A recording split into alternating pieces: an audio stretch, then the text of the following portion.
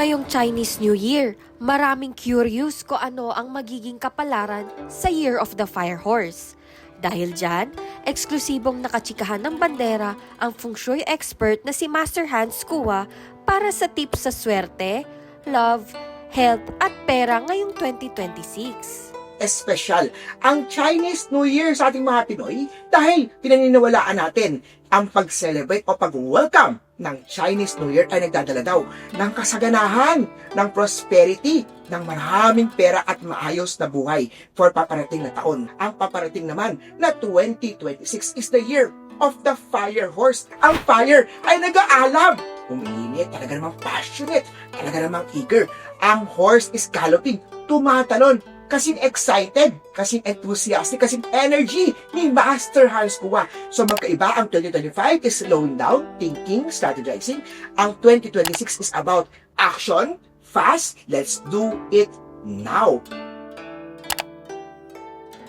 Alam niyo, sa love relationship, pag pinag-usapan natin, ang fire, ang apoy, is about passion. Mabilis ang emosyon ng mga tao. Isang click lang, magjowa na tayo, magpartner na tayo.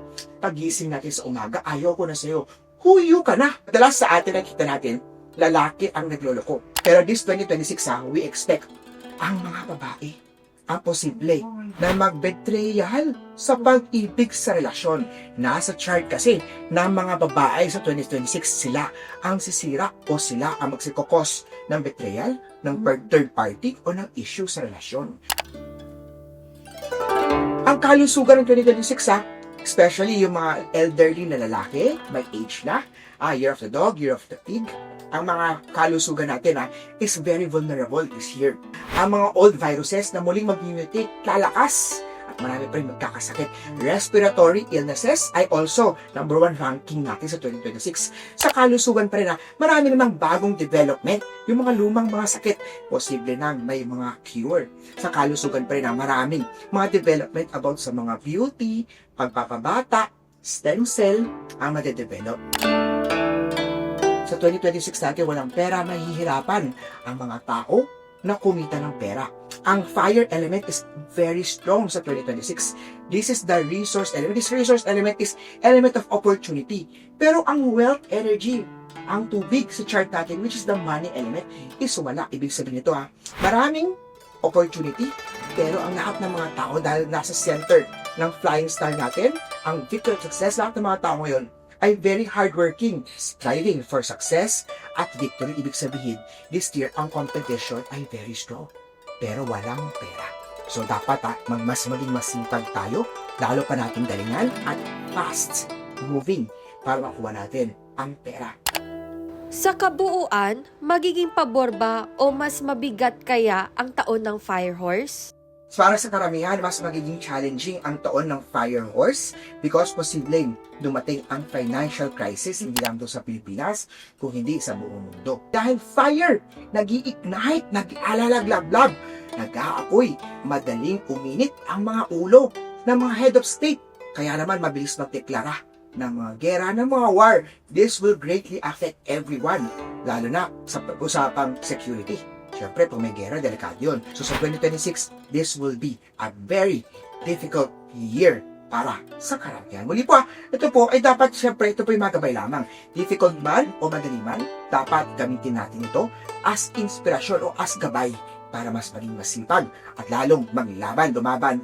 Dahil itong year na to, pangit man ang prediksyon, nasa iyong mga kamay pa rin sa pagiging hands-on mo, nakasalalay ang iyong tagumpay. Para makasabay ngayong taon, may mga pampaswerte raw na dapat ihanda. Alam niyo ba, ang horse is one of the most auspicious lucky symbol. Auspicious pa rin baby horse ay also swerte. Kung kayo po ay nagpaplano mag-anak, wag lang year of the rat si mommy o si daddy.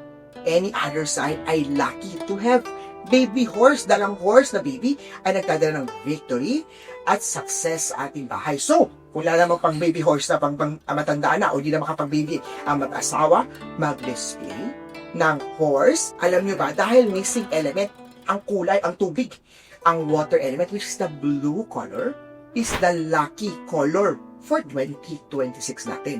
Ano nga ba, Master Hans, ang dapat na ihanda sa hapagkainan natin? 12 kinds, 12 klaseng prutas to signify 12 buwan sa isang taon na masagana. Hindi nawawala dyan ang pinya. Alam mo, pag pumunta tayo sa China to, may kita mo may mga papel na pinya. Bakit nga ba may pinya? Yung pinya kasi with Chinese, we call this as ong lai. Ibig sabihin ng pinya, ong is prosperity, lai is to come. So, ang paghanda ng pinya sa pagkainan sa February 16-17 ay nagdadala ng swerte para sa pera. Pakwan. Bilog ang pakwan. Masas, may buto na itim. Pwede po ba? Kahit ano pang kulay ng buto ng pakwan mo, may seed o walang seed, ay swerte. Melon. Pwede. Master Hans, dapat mabilog, hindi naman po saging. Nag-signify ang saging na sama-sama ang buong pamilya. Ay, Master Hans, pwede bang durian? May tusok-tusok yun? Pwede ba yun? Pwede po. Any kind of prutas. Master Hans, chiko, kung may mahanap kayo, guyabano, guwaba, strawberry, ubas, mangga. Lahat ng klaseng prutas. 12 kinds of different fruits ay swerte. Nandun po mga noodles. Noodles o pansek para long life. Huwag yun ang puputulin. Also, hindi nawawala, tikoy. Ay, alam mo pag may tikoy, manangkit daw ang samahan ng all family members. So, tikoy ay swerte also. Importante, sa mga lucky foods natin ay sama-sama ang buong pamilya sa pagsalubong sa Chinese New Year. Bukod sa mga kulay at pagkain, mahalaga rin daw ang direksyon sa loob ng bahay. Ang feng shui is may kinalaman sa direction. Right direction, right timing, right feng shui master, right na mga lucky charms. Ito po ay para ma-enhance ang right decision mo. Pag-usapan natin ang 5 sector direction na swerte for 2026. Ang unang direksyon na swerte ay nasa north direction. Nasa north direction kasi ang heaven blessing sector. Heaven blessing yung nagpa-pray tayo, maganda ang ilagay ang mga santo natin sa north direction. Face north direction dahil nasa north direction sa 2026 ang heaven's gate opportunity o yung mga wish natin, mga pray natin sa heaven ay posible mag-come true if nasa north direction to. Ang sector na northeast naman para sa mga love relasyon. Kung ikay single, it's complicated, may partner na, maganda, matulog on the northeast direction. Dahil nasa northeast direction ang love direction, maglagay ng rose quartz, happy couple, mandarin duck sa northeast direction para ma-enhance natin ang happy love life. Sa mga nag-aaral make sure to review to sit facing northeast direction to enhance good grades. Number 3 na maswerte direction is east direction. Nasa east direction kasi ang money at ang wealth star. Kung meron kayong cashier, negosyo, tindahan, make sure to utilize maglagay ng mga pera. Diyan kayo magbilang ng pera sa east direction. Maganda maglagay ng wealth inviting card, money tree, money Buddha, money frog, yung mga wealth enhancers nyo sa east direction. At east direction ay money direction. Ang southeast direction naman, andyan naman this year, ang long-term success star. Ibig sabihin nito if gusto mo mga kliyente mo tuloy-tuloy, ang deals tuloy-tuloy ang project, nagpipirmahan kayo ng kontrata, magpirmahan sa southeast direction. Andyan po ang long-term success star. At ang pang-5 sector na maswerte ay nasa center. Ang center kasi ang victory at success star. So center, southeast, east, northeast, at north. Yan po ang 5 sector na maswerte. Dapat gamitin, dapat maging active, lagyan ng mga lucky charm to enhance good luck for 2026. At para hindi malas ang salubong sa bagong taon, may malinaw na do's and don'ts si Master Hans. Bawal magsimula ng year na may utang. Bayaran natin yung mga credit cards natin, yung mga bills natin, bago pumasok. Make sure natin na puno lalagay ng pera sa kwarto natin, pero yung cash, yung ating vault o ating cash box o yung wallet natin. Magsuot ng happy color sa pagsalubong sa Chinese New Year. So red, yellow, orange, pwede yun. Or kaya, bawal ang mga black or white. Bawal ang drama. Sa bagong taon pagsalubong, yung nag-aaway kayo, nagmumura na kayo, bagong taon pa lang. Bagong taon, iwasan din natin mangutang, magpangutang. Ayaw natin yun. First day pa lang, may tumatawa, pautang, friend!